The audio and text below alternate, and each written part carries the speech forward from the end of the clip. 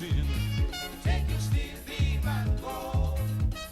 Public transportation is an 6:32 in Trinidad and Tobago. Well, if they were taking that steel beam and the mighty Sparrow across to Tobago, they wouldn't be able to get there.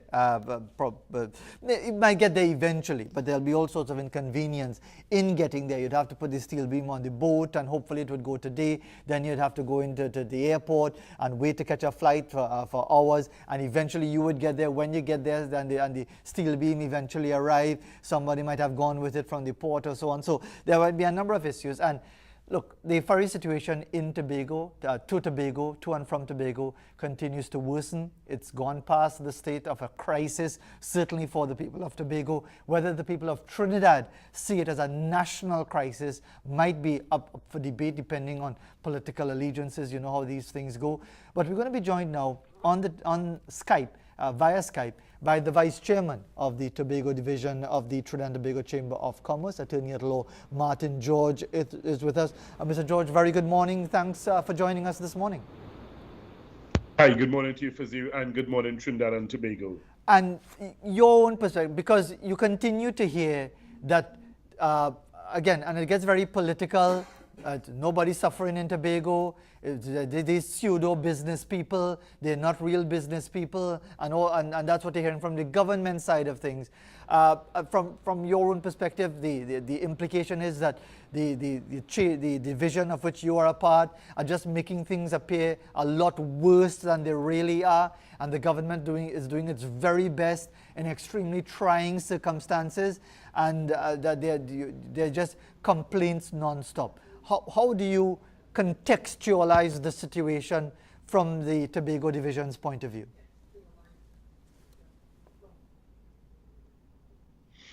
Well, Fazil, if you look at what is happening,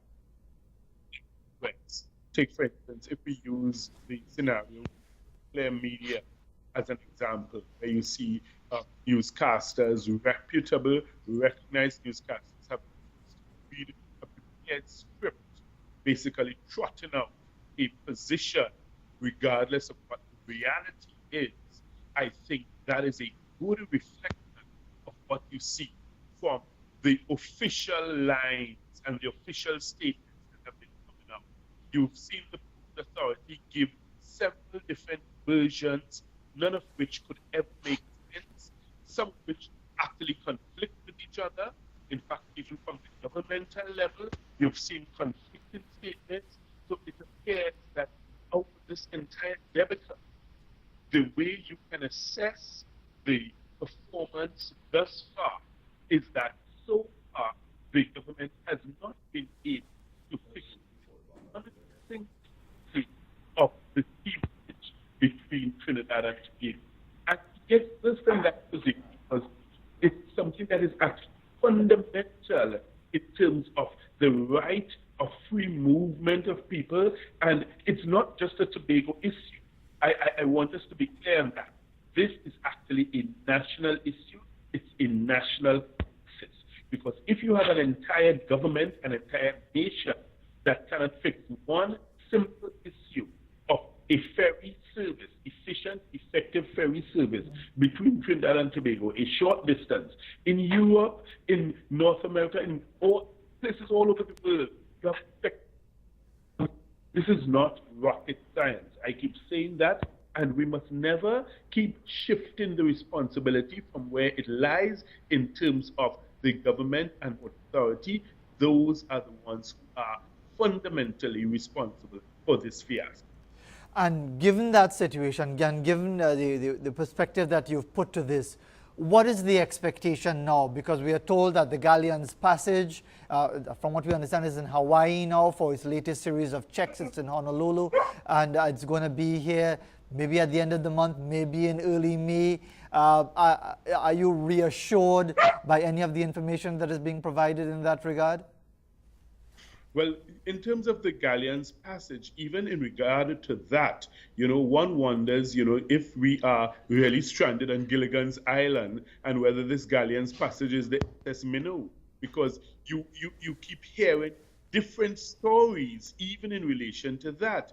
And when you look at what happened over the Easter weekend, Fazil, the fact that persons were able to come to Tobago is not the end of the matter, because you have to consider that it's not just a matter of getting people to Tobago.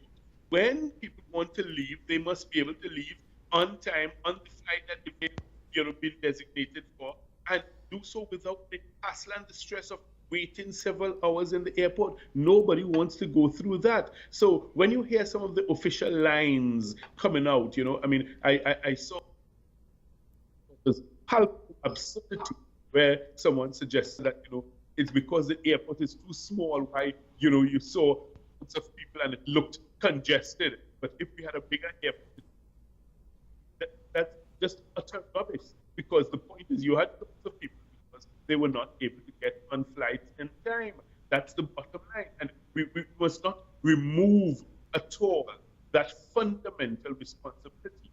I've heard of the Minister of Goods and Transport indicate that, he tends to look at this matter and look at the authority board and somebody should be fired.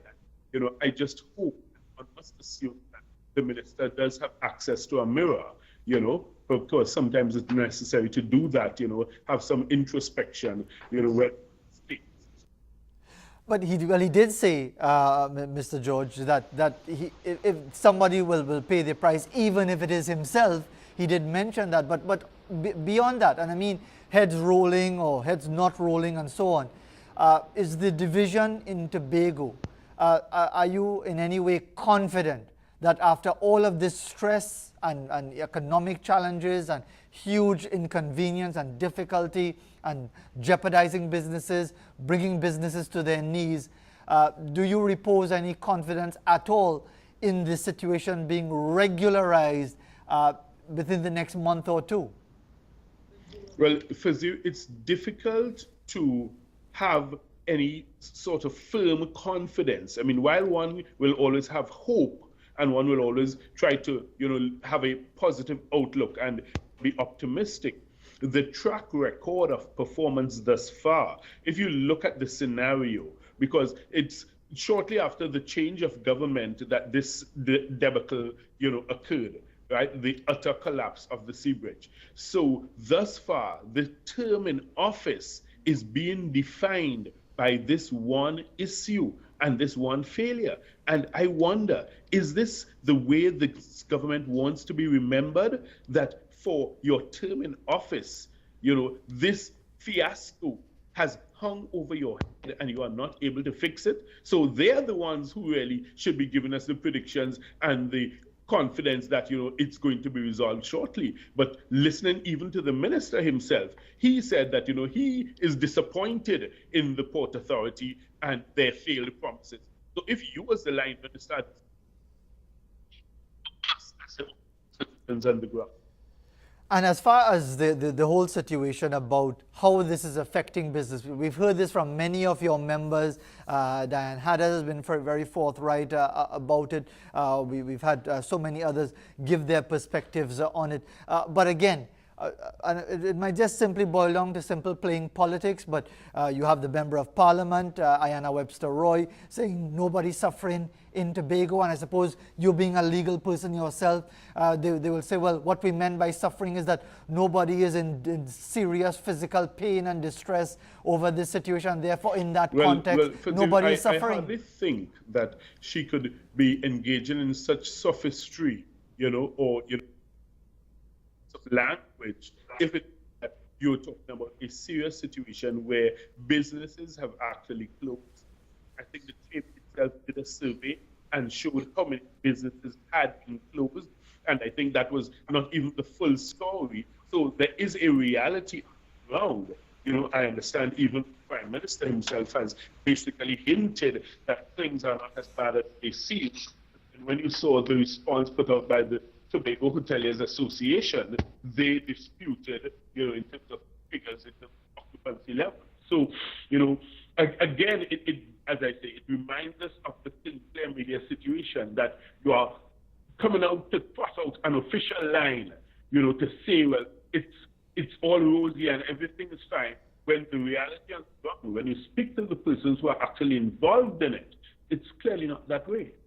And given that we're talking about because this is a highly charged political environment, do you believe that the division's advocacy and representation of the issue is being seen in a business type independent context, or is it being seen as bashing the government, and therefore you are struggling to get people, to the wider society, to appreciate that this is a real issue of access to and from Tobago and has nothing to do with beating up on the government?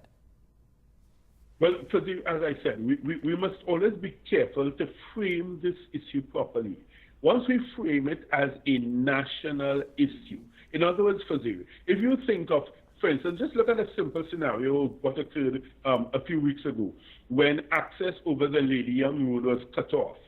And that created so much confusion and panic and frustration for persons because you couldn't simply access a road. Now you have alternative roads that you can use and drive on.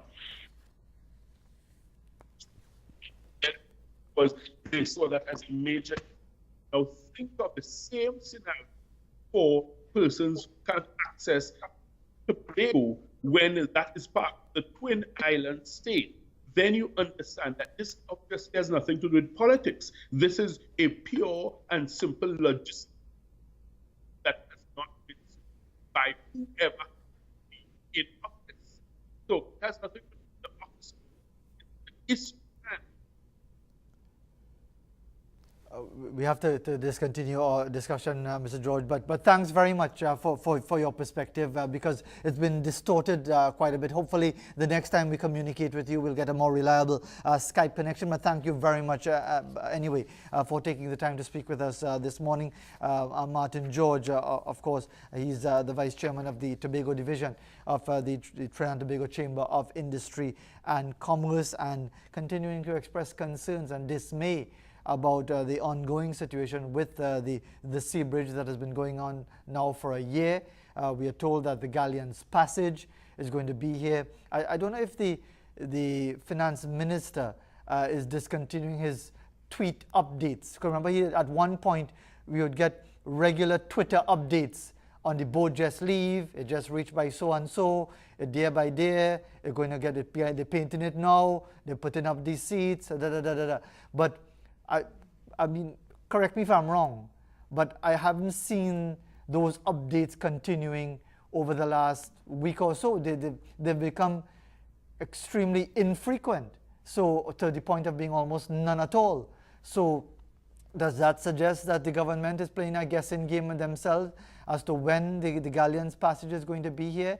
As we said, because the Express is tracking it like many other arms of the media, and I think the last time they checked it was at port in Honolulu in Hawaii, doing some further checks and testing and so on. So we'll have to wait and see how that situation turns out. But in the meantime, you have the people of Tobago for whom travel to Trinidad is essential because of the way we've treated Tobago for all these decades and treated it as a ward of Trinidad, that they have to come here to get so many important services. And because of that, it's a massive inconvenience, and it's seriously affecting the people of Tobago. 6:45, approaching 6:46 in Trinidad and Tobago. We'll be back right after this break. Soldier in bulldozer break down.